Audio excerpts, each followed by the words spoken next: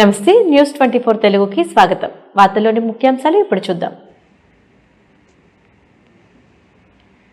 తూర్పుగోదావరి జిల్లా రాజమహేంద్రవరంలో ఆదికవి నన్నయ్య యూనివర్సిటీలో ట్రైబల్ స్టూడెంట్స్ ఫెడరేషన్ జాతీయ కమిటీ, ట్రైబల్ స్టూడెంట్స్ ఫెడరేషన్ గిరిజన జాతీయ అధ్యక్షులు కె అక్కలప్ప నాయక్ ఆధ్వర్యంలో జాతీయ స్థాయి ఆదివాసుల సాంస్కృతిక మహోత్సవాలు ప్రారంభమయ్యాయి.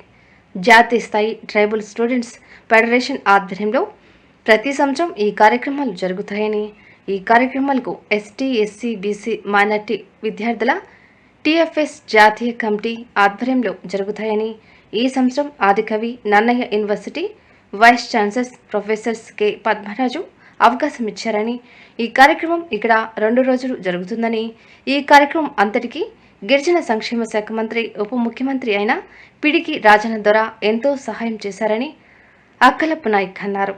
ఈ కార్యక్రమానికి ముఖ్య అతిథులుగా మంత్రుల్ని, కలెక్టర్స్ను, ప్రొఫెసర్లను, కమిషనర్స్ని ఆహ్వానించామని వారన్నారు.